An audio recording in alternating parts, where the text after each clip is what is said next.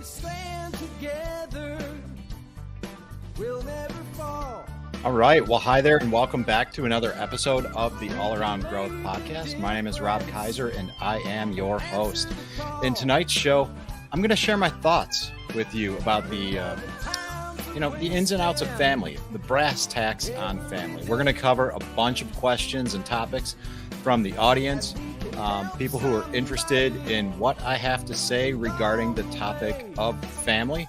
We're going to talk about questions and topics such as what is family, boundaries, death and dying, family dynamics, aging parents, where to find a family if you don't have one, how to keep the art of conversation alive in families in the age of technology.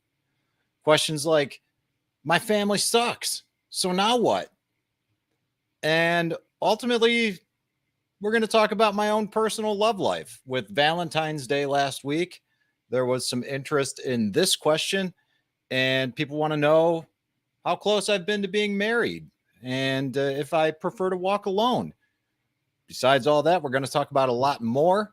But before we get into that, I would like to welcome anybody who is new to the show.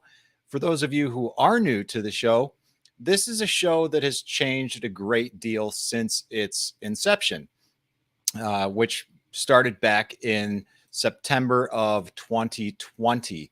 And in its current form, this is a show that discusses 7 different aspects of life that we must strive to balance, right? We got to find balance in these 7 areas of life in order to achieve true happiness, basically living a life of all around growth. And those 7 aspects of life are financial, physical, personal development, family, spiritual, social, and career. And the basis of this show, or the framework of the show, comes from the Goal Setting Workbook by Dan Miller, which is available for free. And I've linked to it below in the show notes. And for those of you who are unfamiliar with Dan Miller, I'll go ahead and share how he describes himself. And he writes that Dan Miller is, I'll just read this in the third person so it doesn't sound so weird, because I'm not Dan Miller describing myself. But in his bio, he writes that he specializes in creative thinking for increased personal and business success. And he believes that meaningful work blends our natural skills and abilities, our unique personality traits, and our dreams and passions.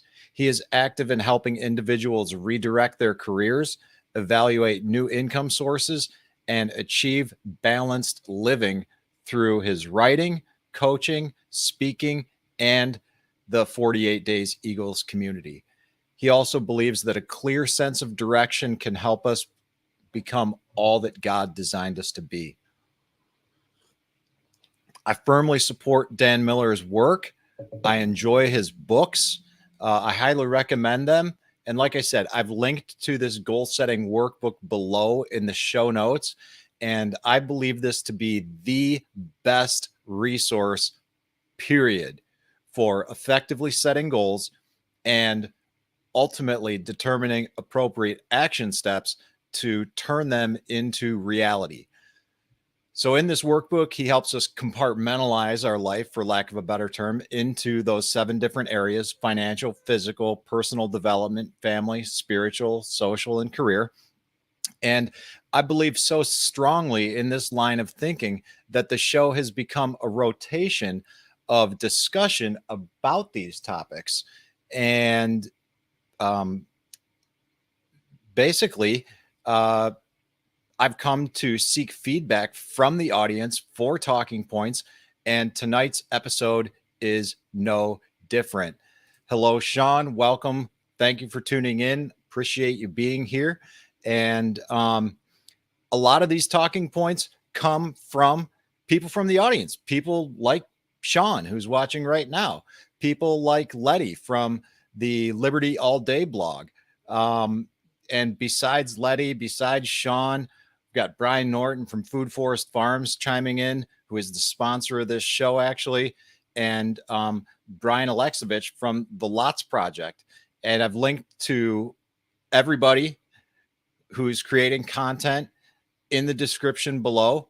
Food Forest Farms is, of course, linked to in the description because they are sponsoring the show. Brian with the Lots Project is linked to in the description below.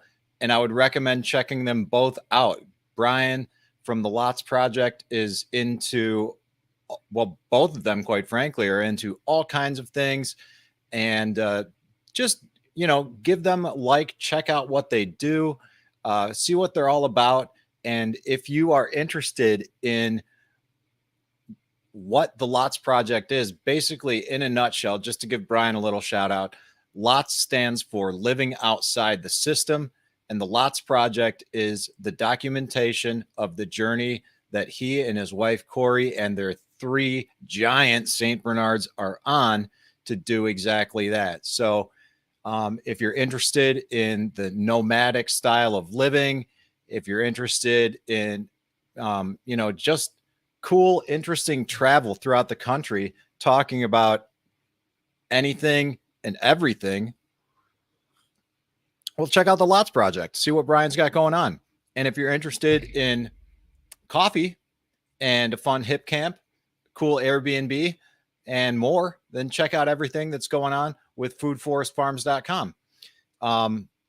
Like I said, everybody who's contributed something to the show has been linked to in the description below. I've also linked to Letty's work at libertyallday.home.blog. Just check the description below. Check out the work that everyone is doing. Show them some love because they help make this show what it is. And if you want to get to know the people, if you want to get to know Sean, you want to get to know Letty, you want to get to know Brian, you want to get to know, both Brians actually, then come join us on Telegram at t.me/allaroundgrowth. And that is a community on Telegram that's been created for the listeners of the podcast to serve as a platform for people who are interested in the things that we talk about here, which is largely personal growth and development centered around these 7 topics. And we don't talk simply all about that. We talk about that and a lot more. And that place on Telegram, along with all other social media, serves as a great place to connect with other people of like mind and share experiences and interact with one another and just, have a good, solid community of people who are on the same page where we're not talking about a lot of other stuff that you might find elsewhere within social media. So I'm very grateful to the audience that is out there. I'm grateful for all the support that I get in doing this show and creating this work. And I would also like to thank all of the new podcast subscribers and everyone who subscribes to the YouTube channel, especially my cousin Dave, who lives outside of Houston. What's up, cuz? It's really cool to see some family tuning in. Really cool to see some new people joining. And just, if you like what you hear, please consider subscribing to the channel, hitting the notification bell, sharing it on social media, leaving a rating and review on Apple Podcasts, and ultimately joining us on social media, including but certainly not limited to Telegram. All of the information on the podcast and how to do all of that stuff is in the description below and in the show notes for those of you who are listening to the podcast itself in audio format. And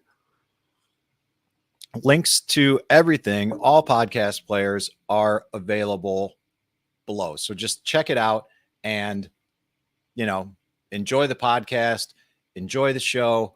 But with all that said, let's get into the show itself tonight. All right.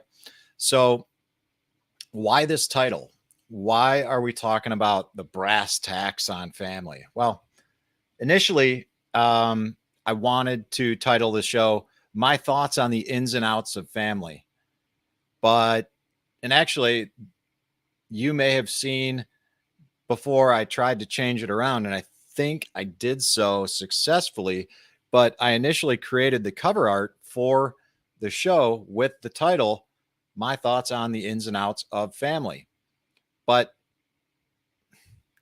I don't know, that seemed a little weird and not really appropriate, not that much of an attention getter.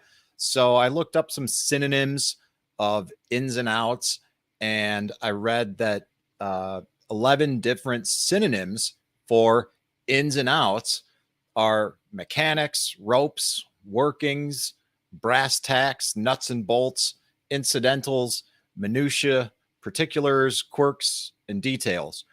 And, you know, a lot of people will say, let's get down to brass tacks, right? And brass tacks is a term that many people are familiar with. So I ran with it. And like I said, this show is going to cover feedback from the audience. And to simplify the show, what I'm going to do is simply scroll through the comments on Telegram. And the way Telegram works is you can pin a post so that every time you go to a group or a channel or what have you, you will always see the pinned post at the top. And that is where I housed all the feedback for today's show. So, if you're like, while we're talking, if you're watching live, feel free to drop a comment in the comments, and I'll be happy to address any and all comments that are listed as we move forward with the show. So with that said, let's go ahead and take a look at Telegram and see what is, see what we can see. And oops, let's see here. What am I doing here, guys? Bear with me on some technical difficulties. All right. So on Telegram, what we can see here is how I lost my place and all of the previous information. So lots of stuff on Telegram, but let's get down to today and we'll take a look at comments and see what it is that we're going to talk about first. And first of all, we are going to get into Letty's comment, which reads, and again, these are all directed to me, and these are going to be my thoughts on what it is that like how I'm responding to comments and questions like, how have you guys discussed death, dying, and all that jazz? I know some folks don't want to talk about it or listen. And Letty mentions that she loves hearing how differently families handle that all. So how do we as a family talk about death, dying, and all that jazz? Well, that's a good question. We have had a family meeting a couple years ago, and that was the first official family meeting that we had. And presumably at the next family meeting, which I think, would be a good idea to have on a regular basis, especially with aging parents. Whatever regularly means, I think it's all relevant to the context of one's particular life and the family dynamics that you have within your own individual family. But what we have done is we didn't really discuss a whole lot about that, and I'm not going to speculate why, because it's not really my place to speculate why we haven't done that. Because the reality is, I don't know. It hasn't come up, and that may simply be because, well, some folks don't want to talk about it. And we are also doing a lot of changing and growing as a family here at York Meadow Farm. Also, one of the sponsors of the show. See all that information below. And there's a lot going on. And I know that this is not unlike anybody else or everybody else in their family. But I think that if anything else, what I did do was I shared this thread, this comment, this post in our general family chat, which, most of our family is on Telegram. And one of the comments that we'll get to from it, or we'll get to in a bit, is from my mom. And I know that she has read these comments. I'm sure I'm not sure, but presumably she's talking about some of this with Dad. And I hope that some conversation like this and comments like this promote some additional dialogue about that, because it wasn't all that long ago where my father had to deal with the death of his father. My grandmother died a while back. So, while we all grieved her loss and still continue to do so to a certain extent, Grandpa's death is still fresh on our minds. As a matter of fact, I still have his funeral card, like tucked in the corner of my mirror, and I still have the carnation that I wore as on my suit. I don't know what it's called, a boutonniere or something, and hanging upside down so I could dry it out and sort of keep it as a little memento. I wasn't extremely close with my grandfather, but I had a lot of respect for him and had some conversations with him literally while he was on his deathbed. And I don't know if those comments that I made to him registered due to the state of the physical condition that he was in. But I wanted to make sure that he knew how much of an impact that he had on my life through the way that he raised his kids, one of which being my dad. Because my dad's had a tremendous impact on my life. And I think that this discussion about death, dying, and everything that goes along with it is an important one to have. It's a difficult one to have, but the reality is it's not one that we've talked about in great detail. So if anyone out there is listening and wants to contribute some dialogue on that, then by all means, feel free to chime in, shoot me an email at allaroundgrowth@gmail.com, join the social media groups, and let us know what it is that you have in mind when you're talking with your family about these things. As a matter of fact, it looks like Mom is out there watching right now, and Mom has mentioned that she's talked in general terms about what she does and doesn't want if she's become critically ill. Mom, forgive me if you don't want me sharing comments like this, but I guess this is what happens in the live stream. And yeah, we've talked in generalities about some of these things. And I know that this is probably really weird that I'm sitting here having a conversation about the things I haven't really talked with in detail with my family while my family is watching. Right. So this also ties into the comment that Mom made about families later. So let's go ahead and get into that. So question number 2 or comment number 2 is something that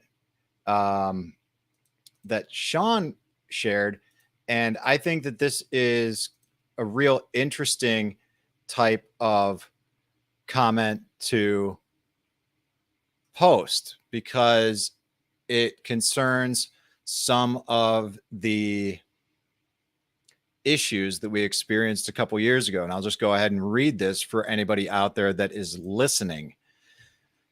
Sean writes, my grandmother passed away 2 years ago in California. It was peak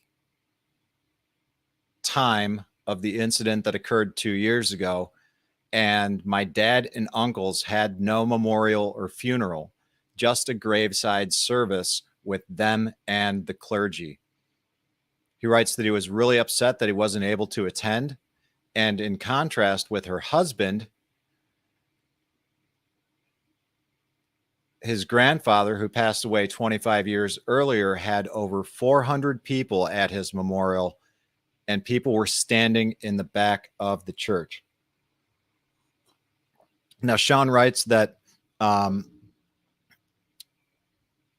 he realized that his grandfather died at a relatively young age, the age of 69, and still had a lot of friends from his work and other places. But that lack of parity between their final arrangements has bothered him. And perhaps it bothers him because of his hidden secrets, which I'm sharing on the screen right now.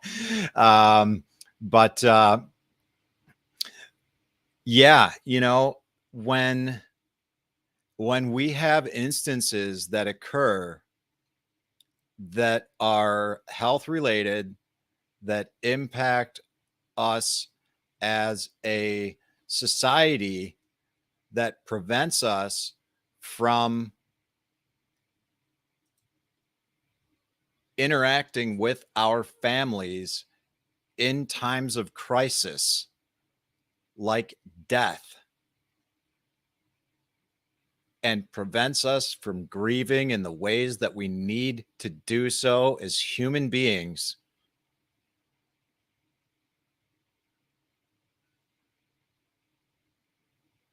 I have a problem with that. Okay. Because let's understand where we are now at this point in time. The time of this recording, this is something I failed to mention earlier. Sunday evening. Recording started at 7:30 p.m. Eastern Standard Time. And the date is February 19th, 2023. All right. A big contributing factor into why this show started in the first place was the events that began to go down about 3 years ago to the day. Things were really getting wild with the viral nature of the incident that occurred 3 years ago.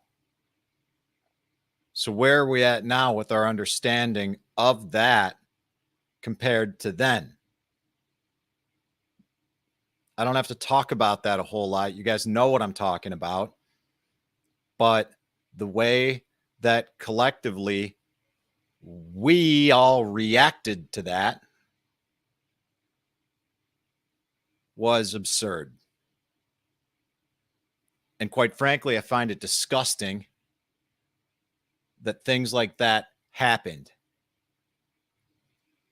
People couldn't attend funerals of loved ones that passed away.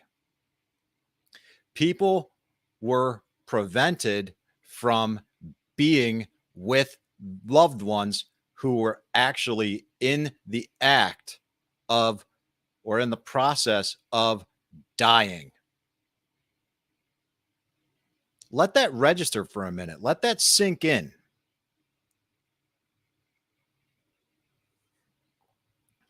Yeah.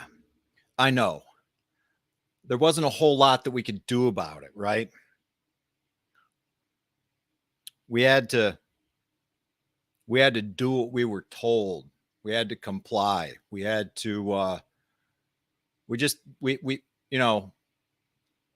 wasn't anything we can do about it. Okay. I get that.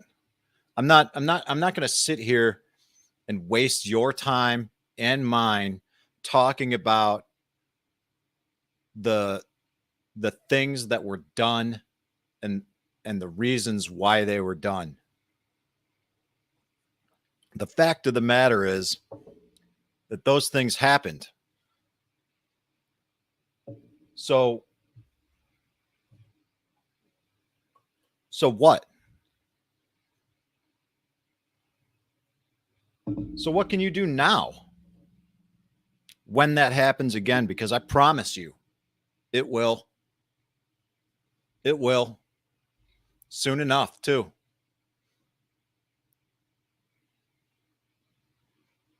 I'm not some kind of prophetic person, nor am I some kind of conspiracy theorist. But I'm a realist, and I understand how things work.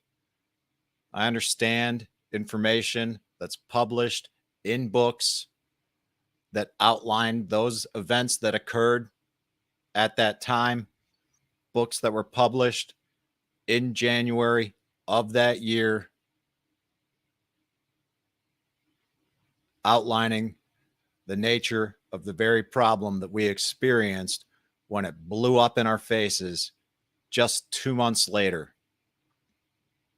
All right. A book was published in January, which leads me to believe that a lot of work went into that book in terms of writing, editing, drafting, everything that goes into a book when it's written and ultimately publicized and dropped in January just to have something escalate in the manner that it did 2 months later. But I digress. My point is that what we can do and what we should do is reconnect with our families in the case that we've distanced ourselves from them, so that when this happens again, we don't have to sit around and wring our hands and wonder and think to ourselves, oh, I wish I could have done that. Oh, I wish I could have done this. Right? And I'm not talking about this comment from Sean, but I'm talking about things that we can do right here, right now, with family who is still with us when these things occur again, because it's not necessarily going to be something of the same nature, the same thread, the same context, but there will be something that prevents us from connecting with families in the way that we want to and need to in the future. So what's important is that we take time to connect with our families now. Next comment. Again, from Sean, he writes that family is tough. There are a lot of things that are more objectively right answers. We might argue about diets or exercise routines, but we generally agree when someone is physically fit or not. Family is tough because of the specific dynamics in each, boundaries, circumstances, etc. Especially with aging parents, when do we intervene and tell our aging parents that it's no longer safe for them to be driving? Or when to apply tough love to a problem sibling who's abusing trust? For example, someone who's stealing money from parents for an addiction. He closes out this comment with saying, I'm not saying you should choose family as a discussion topic, but it's a hot mess of a topic. And you know what? It absolutely is a hot mess of a topic, but it doesn't have to be. You see, when we start working towards balance in our life with these 7 aspects of life, financial health, physical health, the health and development of our own, personal development, strengthening our family relationships, the bonds within our family, strengthening our spiritual life, which is key, in my opinion, working on our social lives, and ultimately finding balance in those 6 areas can lead us to a career that doesn't cause us the stress, the strife, the hardship, the heartache that so many of us experience on a daily basis because we're stuck working in jobs that we hate, right? So before I go off on a tangent about that, which I'll leave for a career episode coming up in just a few weeks, how do we talk about aging parents, and when do we intervene and tell our aging parents that it's no longer safe for them to be driving? I don't know. Personally, I think that would be a good conversation for me to have with my parents when they had that conversation with their parents. What were the contributing circumstances to that? What I can talk about is the interventions that we've had, for lack of a better term, with my parents about work around the house, work around the homestead here. We're building and developing, and we've built all this from scratch. Basically, there wasn't anything here when my parents bought the land except for a small pavilion and the cabin that we all live in. Again, this is my office, right? But the cabin that we all live in, we it was built by a contractor. We did all the finish work inside. The barn was framed out, built by a contractor. We did all the finish work and constructed my office here. But that was, that was a few years ago now. And we've all done nothing except get older. And one of the things that happens when we get older is when we injure ourselves, it takes us a little bit longer to heal from those injuries. And I can speak for myself with my own personal experience on the amount of time that it takes to recover from an injury, because just a few weeks ago, I did the polar bear plunge in Chippewa Lake with my brother. And for whatever reason, the water was shallow and I landed funny when I jumped. That was back on the 4th of February.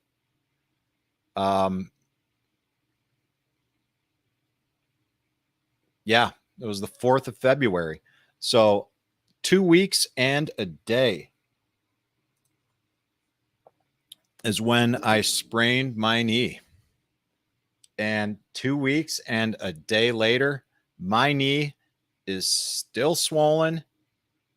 It's feeling better. I can walk on it. I can jog on it. I'm walking on it a lot. I spend a lot of time on it, on my, standing, but it's a mess. It's a mess. It's taking a long time to heal. And I am 45 years old.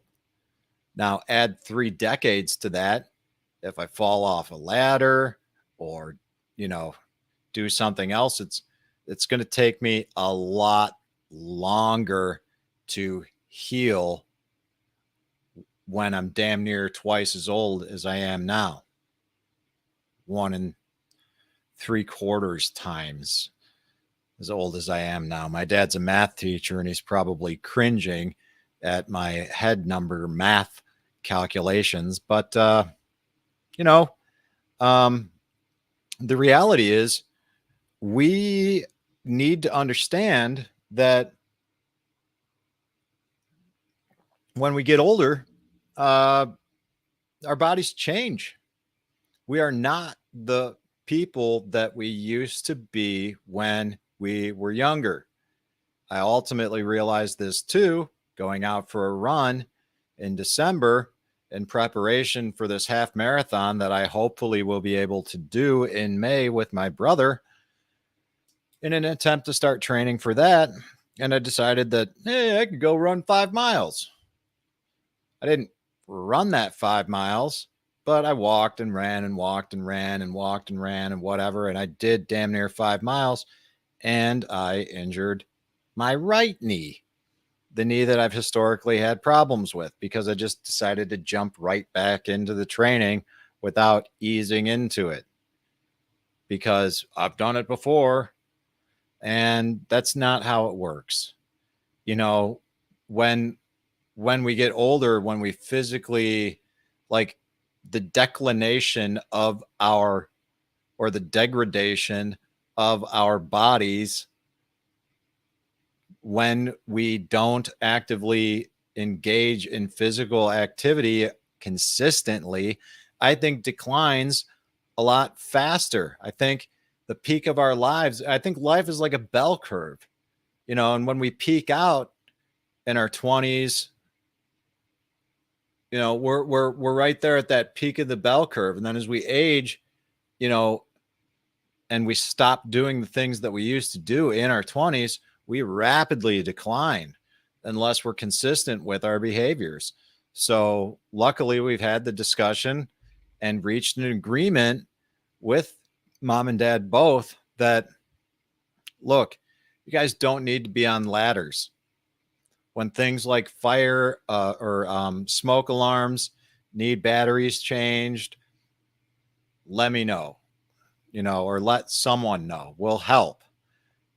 I'm grateful that I have the opportunity to live here with my parents and be of service whenever I can. It's an honor. It's a blessing. And if for whatever reason I'm not available when I'm running around, my sister and her husband are right down the road.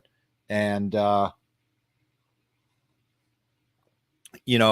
they are there to help.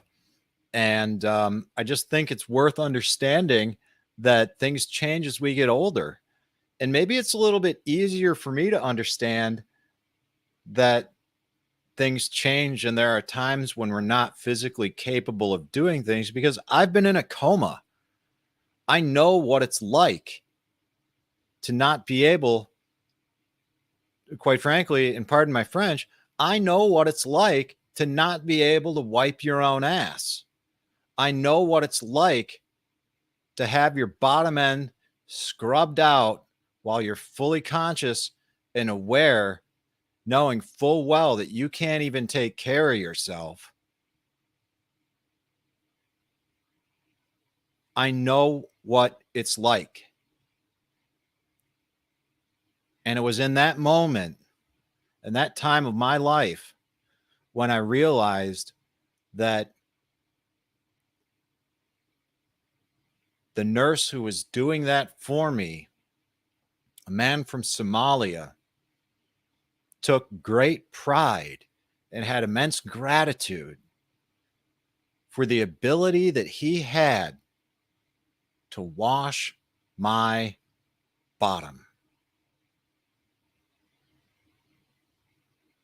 And when I recognized that in that moment, all I could do was break down in tears, because here I am complaining about how bad I've got it, while this man is literally thanking God for the opportunity he has to do what he's doing in that moment, which is something that most of us here can't even comprehend, let alone would want to do. So maybe I've got a bit of a different perspective. I don't know. All I have is my own experiences and all I know is what I know, and that's not a lot. But, that kind of brings up and is a good segue into some of the next topics from my friend Lenny, because, what do you do if you're getting older and you don't have someone living with you? What do you do if you're getting older and not only do you not have someone living with you, but you don't have someone close by who can help?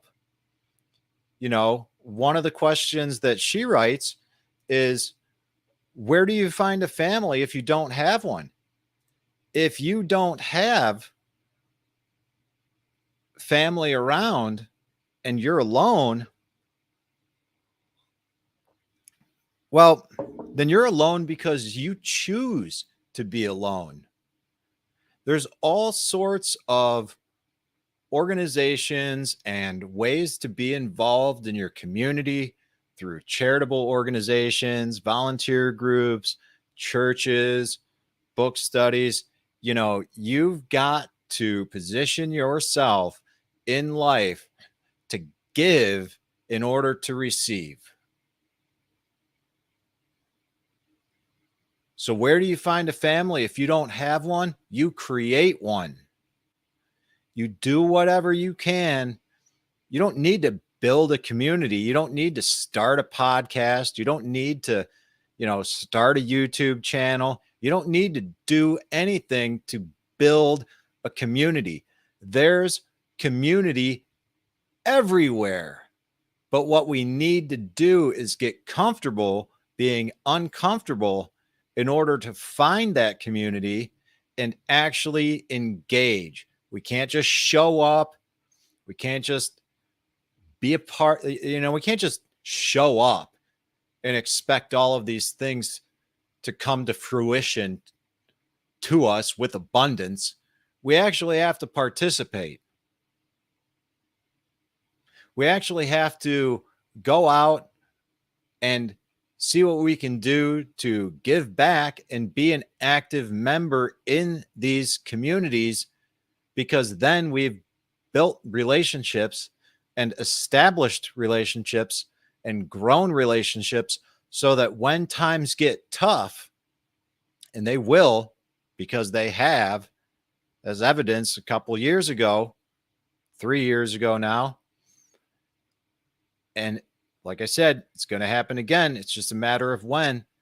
Who's going to be there to have your back? And where are you going to be to have someone else's back when they need it? And it doesn't necessarily have to be your immediate family, but maybe you've got some friends. Maybe there's some people in your community. Maybe there's someone out there somewhere that needs help but doesn't have a damn thing. So think about Mr. Somalia man there. I don't know this, but I can say with a fair amount of confidence that he probably doesn't have a whole lot of family around here.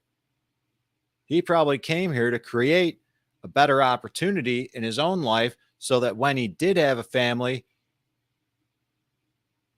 he'd have someone and a family that maybe he didn't have before. So I guess that begs another question that Lenny wrote. What is a family? And ultimately, another question that she wrote was, my family sucks, so now what?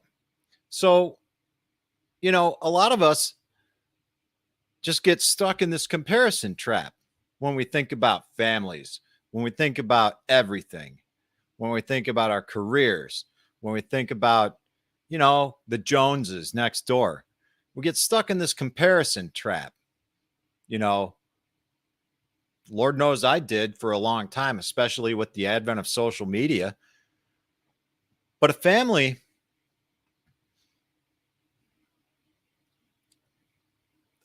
doesn't necessarily mean parents, siblings, aunts, uncles, cousins. A family can be a brotherhood.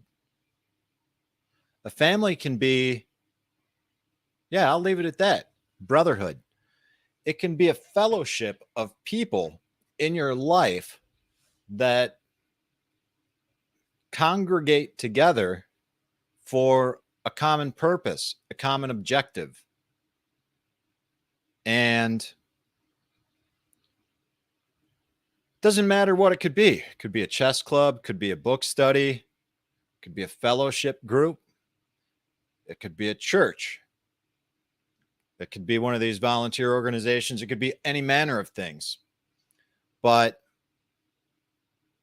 you engage long enough, you build and cultivate those relationships, it becomes strong enough that those people become your family.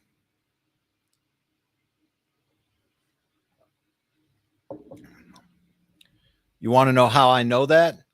Because I'm doing it in many different ways. And I do consider those guys my brothers. I do consider some of the people in these book studies that I attend my family. It doesn't take long, provided your intentions are in line with one another. A family is what you make of it.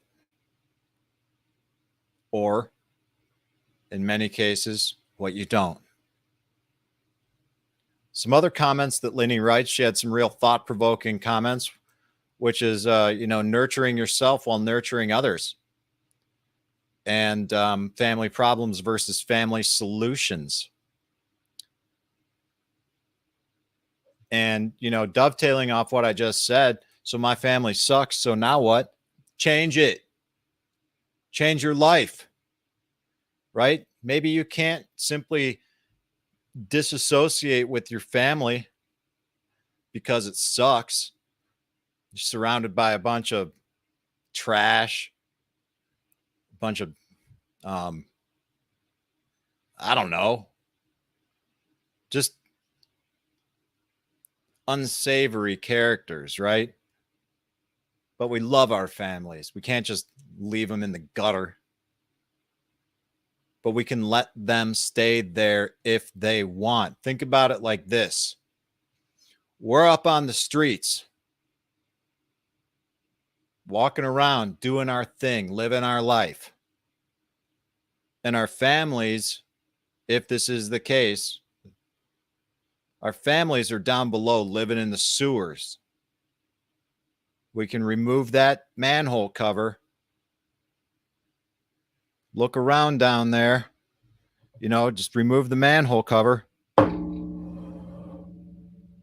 Hey, how you doing down there? Everything all right?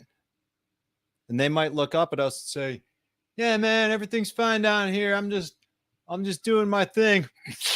I'm just hanging out like everything's good, man. I just gotta make sure I get with so and so, and hopefully I'll see you later, man. Okay. You just put that manhole cover back down. But before you put that manhole cover back down, you let them know that when they're ready to come out of the sewer, make sure they know your hand is there to help them out. But you can't change people. People are going to do what they want to do. People are going to stay where they want to be.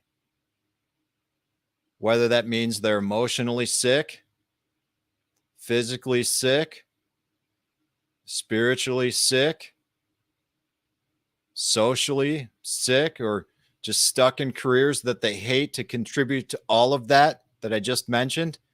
People are going to stay where they want to be because more often than not, the pain of change far outweighs the pain that they're currently in. And until they hit the proverbial rock bottom, which forces them, for lack of a better term, to make a change that they previously were not comfortable making, they're going to stay in the exact same place that they currently are. And there's not a damn thing that you can do about it. which is a great segue into nurturing yourself while nurturing others. Because what we have to do in those situations is we have to take care of ourselves. We have to make sure that we're financially healthy. We have to make sure that we're physically healthy. We have to do the hard work when it comes to personal development.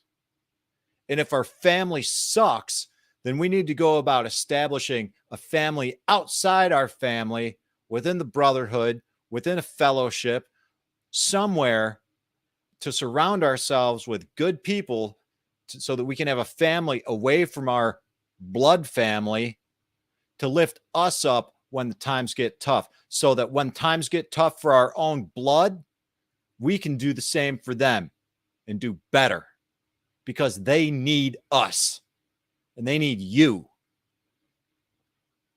So we have to nurture ourselves before nurturing others. This is precisely why, when it comes down to air travel,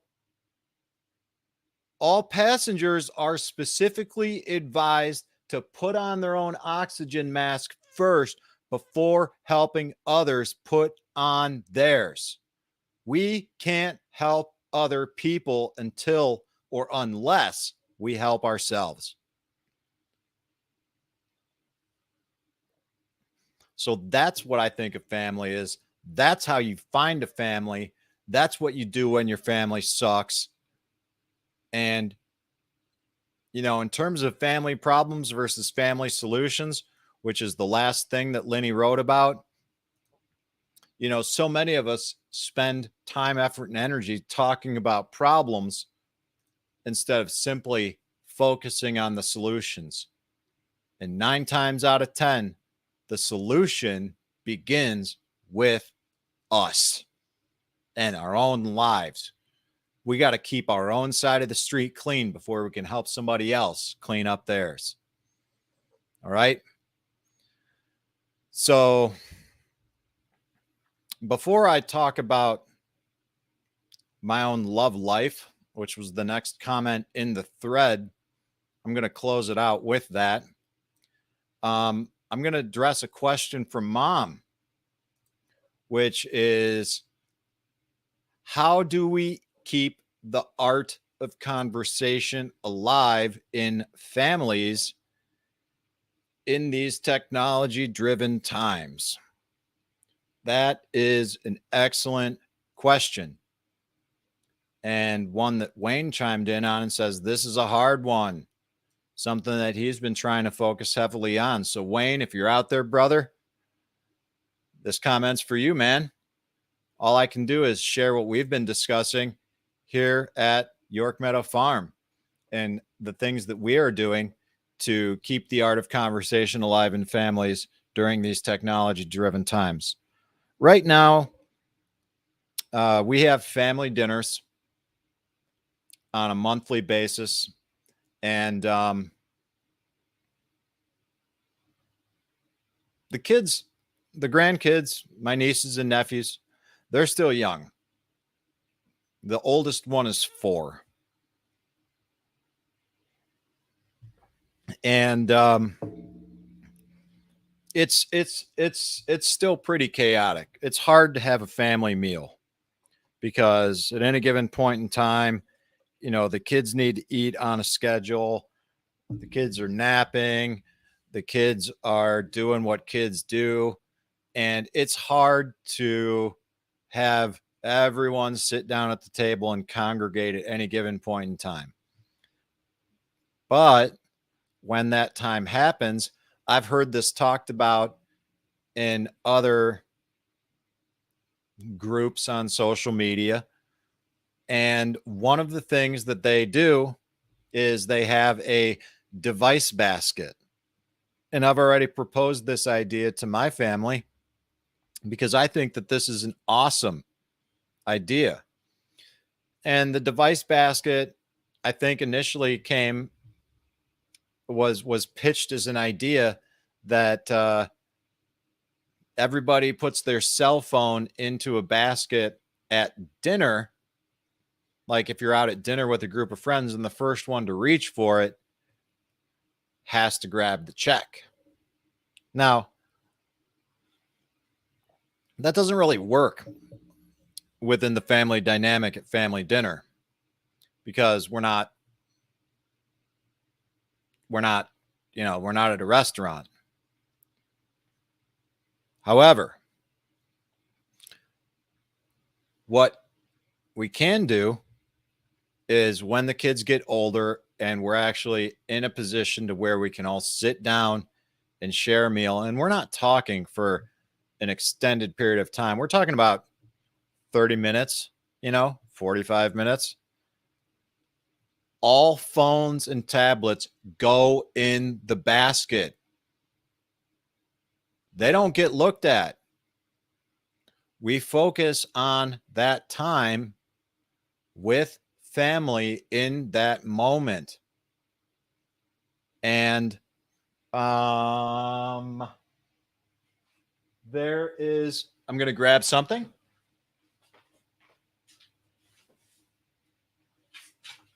This is also a good idea. There's something called the Icebreaker deck by the Best Self Company. And it's the Icebreaker Deeper Talk deck. And I've talked about this in past episodes. And on the box, it reads, developing strong friendships or relationships requires vulnerability, but sometimes it's hard to know how to share deep parts of ourselves. It's so easy to develop surface level relationships with surface level communities, but these kinds of relationships can feel somewhat empty. The Icebreaker Deeper Talk deck is a tool for diving deep into meaningful conversations. Use it regularly to explore the deep parts of yourself and others. And inside this deck, there are, I don't know if you can see this on the screen, but there are 6 different colors, 6 different categories of cards that are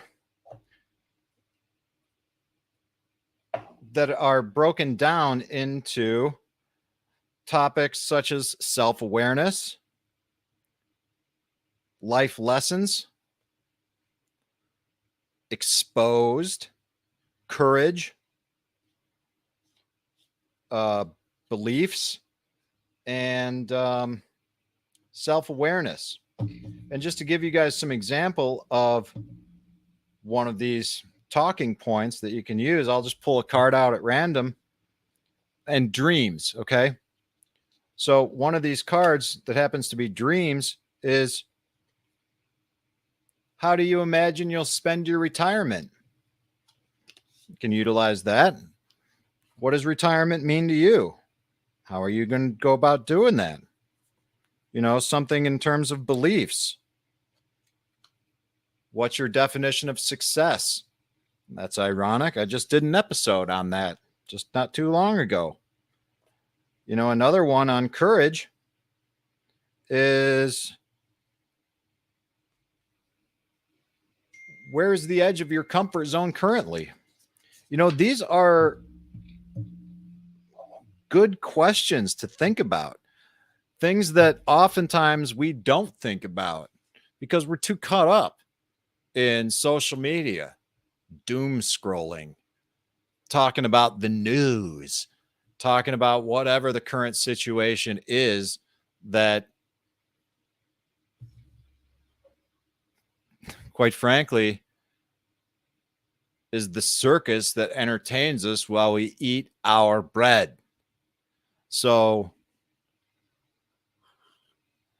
you don't necessarily have to do this just at mealtime, but when people are over together, pull it out. It's the Best Self Icebreaker Deeper Talk deck. So how do we keep the art of conversation alive in families in these technology-driven times? Get away from the technology. Put it down. and actually engage in conversation like a human being was designed to do and created by God to do.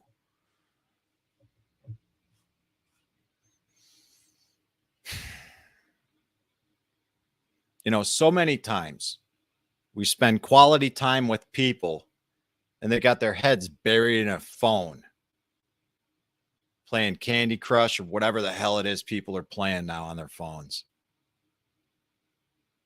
Don't do that when you're with your family. Because when we grow up,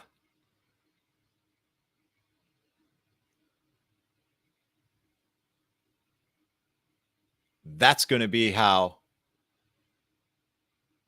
our children or the children in our lives remember us. Now, cell phones weren't a thing when I was a kid. I was a kid of the 80s. I was born in 77. Cell phones didn't really become a thing until the early 2000s on the regular. So no one really had them in the way that they did now. But you know what was a thing? Atari, Nintendo, video game, not Sega, but the Commodore game system or whatever, Video games started to become a thing when I was a kid. Now, we were playing them and Dad would play sometimes. I just from memory, I remember Dad telling us stories about how he liked to play Frogger and stuff. But you know what I don't remember? I don't remember my dad geeking out in front of the TV, totally immersed in a video game. I don't remember that at all. I have zero recollection of that. And you know what? Thank God. Because if he'd have set that example for me, I'd have just known that to be normal. And that's exactly what we're doing with the children of today. We've got you can hear it dinging in the background somewhere over there, but we've got it buried in our faces. Scrolling, getting angry because that's how the algorithm works. The algorithm doesn't care. The algorithm works solely on engagement, and human nature dictates that we engage more when we're angry than when we're happy. That's why my emotions have a tendency to show more, even on this podcast, when I get riled up about something. My voice increases, the tone of my voice changes. It does that more frequently when I'm upset than when I'm happy, joyous, and free. Because it's easier. So, keeping the art of conversation alive in families during these times that are driven by technology, it's hard. But you know what? Life is hard and it requires work. So, we all make choices. And when there's options like this around, it gives us the opportunity to make different choices. And it gives us the opportunity to live a different life. And I think I'm going to make a point to bring this over when family's around and try it, because I've yet to do that. I've used it as talking points for this show. And I actually initially bought this thing when I was dating. And speaking of dating, I guess that might be a good segue to close out the show, with Valentine's Day being last week. And Brian Norton from foodforestfarms.com suggested that I talk about my love life. since Valentine's Day was just a few days ago. And so why don't I go ahead and do that? He wants to know how close I've been to being hitched and if I prefer to walk alone. All right. Well, it's been a few years since I've actually been on a date of any kind whatsoever. The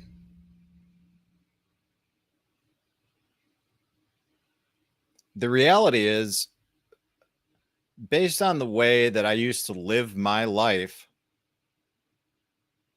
I've never really had a long-term relationship. Anything longer than I would say a year and a half max. And that included a partial distance relationship, which I don't think really counts because it's hard to have a distance relationship. Now, ultimately, that turned into a relationship where we lived together. But, and that was also probably the closest point to being hitched. At least the thought had crossed my mind. At a friend's wedding, probably 13 years ago now, I reconnected with an old friend from a state where we all currently lived over 20 years ago. And she was single and I was single. And we really hit it off at that time. And at that time, I was going through some career transitions, meaning I was burning out and I was looking for a change. I met her and things seemed to be good. And I flew out there a few times. And all during this time, to see if what we thought it was actually what it was. And it was. So I decided to move out there and we began living together, and we had an apartment, and then we decided to upgrade and move to a nicer place, a cooler place, in a very upscale location. And during that time, my job continued to change. I was happier. I felt like I was on the fast track towards, climbing the corporate ladder. And although we were fairly certain that we, as our relationship progressed, that we weren't going to have kids, I inevitably thought about what it would be like to be married to her. She had met my family. She'd met my grandfather. I'd met her family, met a bunch of her friends parents. And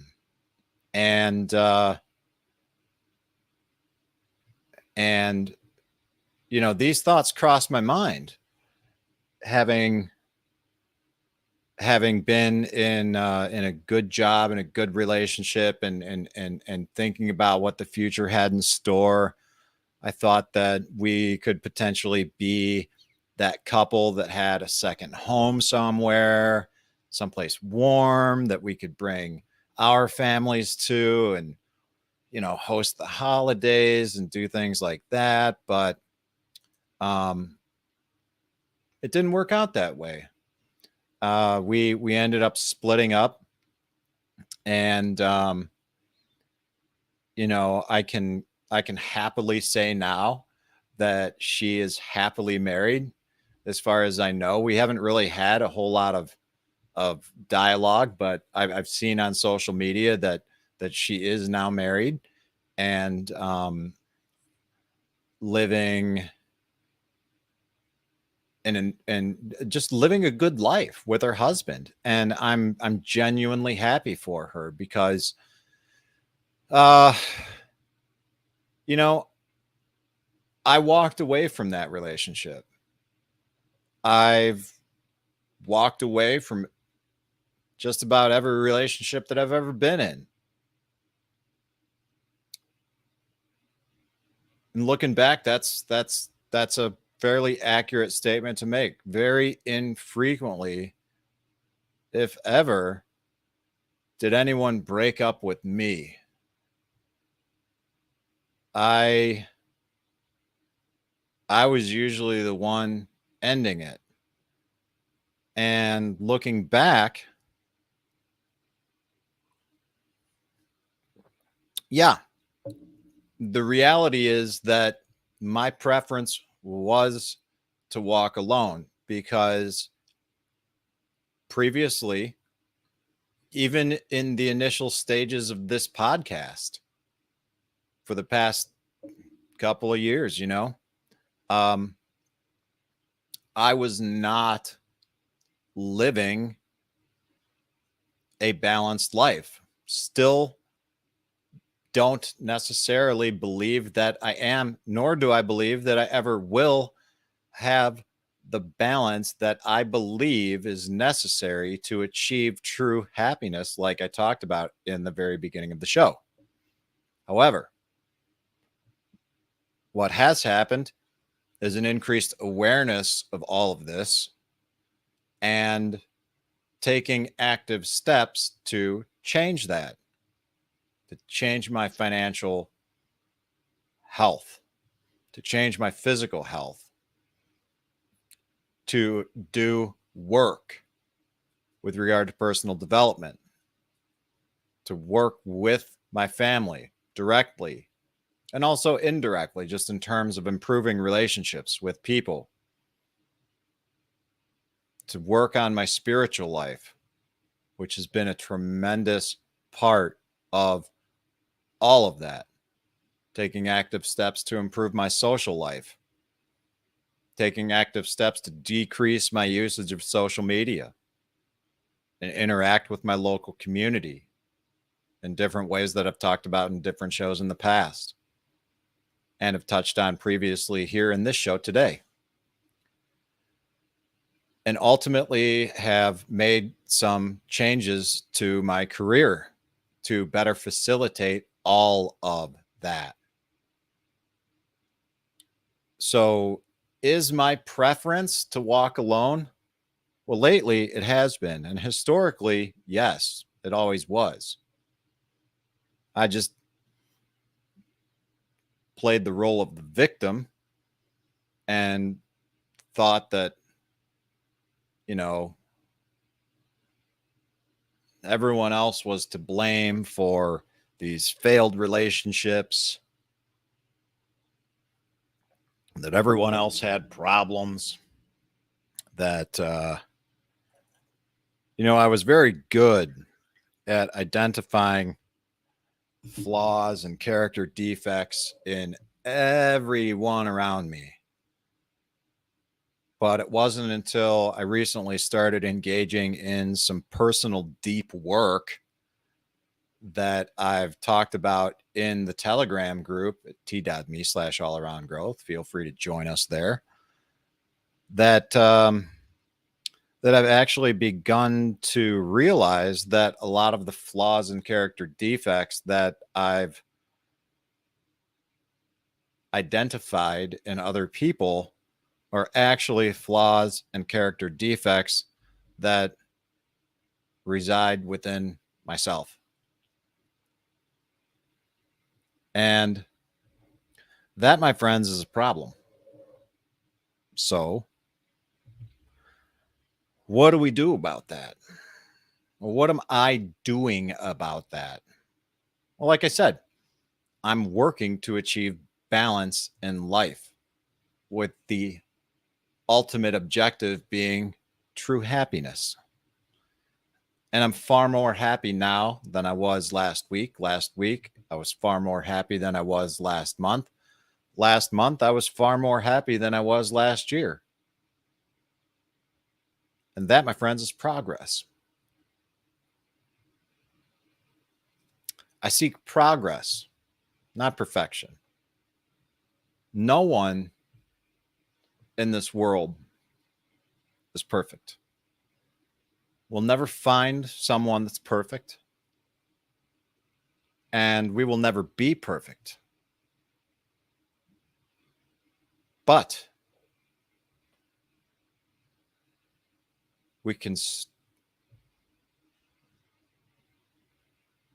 keep making progress. And is my preference going to be to continue to walk alone? I don't know. I'm not in a position to say that. And what I mean by that is I've determined that what it is that I seek in a relationship is far different now than it was just a couple months ago, just a couple years ago, and most certainly 10 years ago.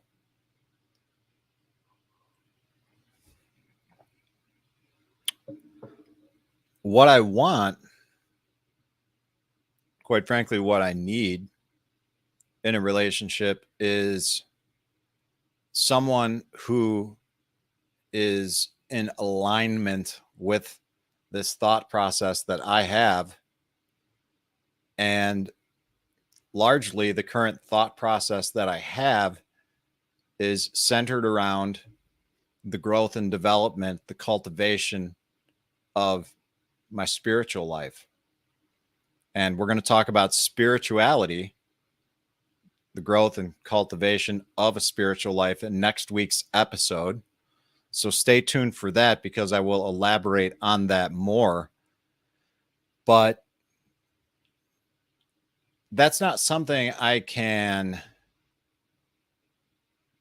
don't even feel comfortable seeking it, right?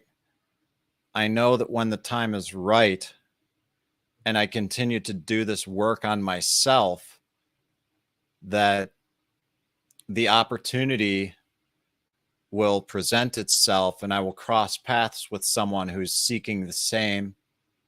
And we will align at that point in time and talk and establish a friendship and see if it grows into something more.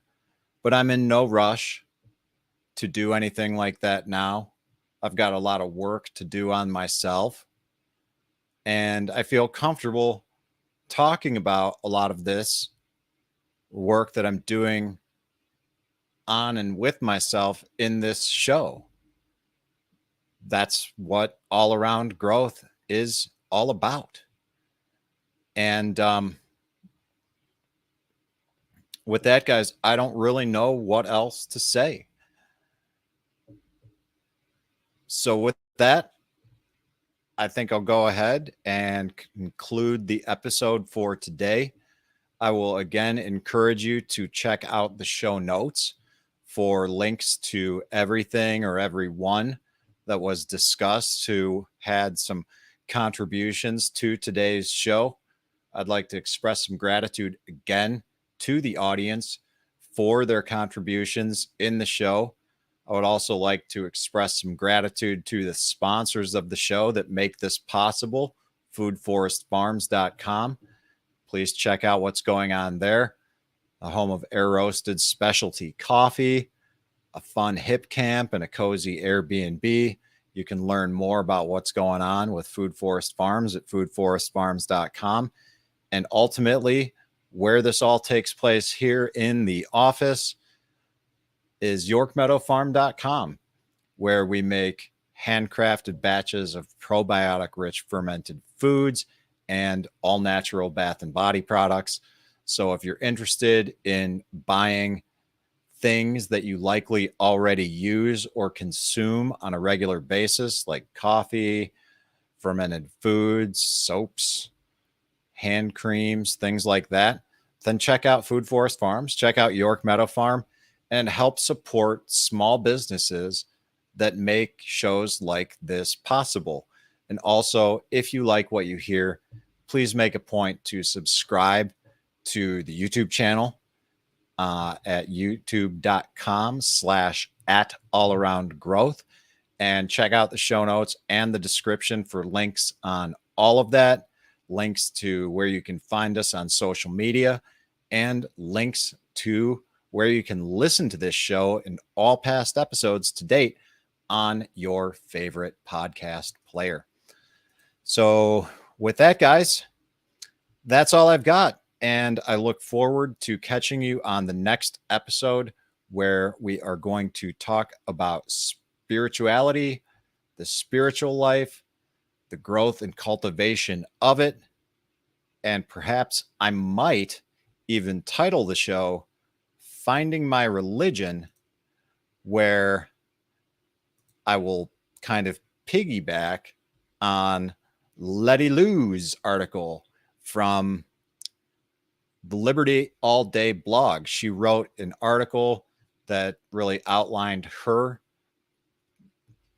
own spiritual journey, and it inspired me to talk about mine. So I think that's what I'm going to do next week, and I most certainly look forward to seeing you at that time. So guys, I hope that you have a wonderful week ahead. I sure do appreciate you tuning in today. And with that, this is Rob Kaiser, and thank you.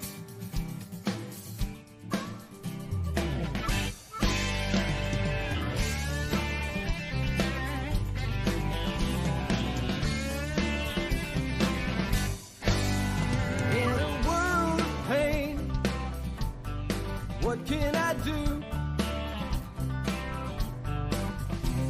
The needs are many and answers are few.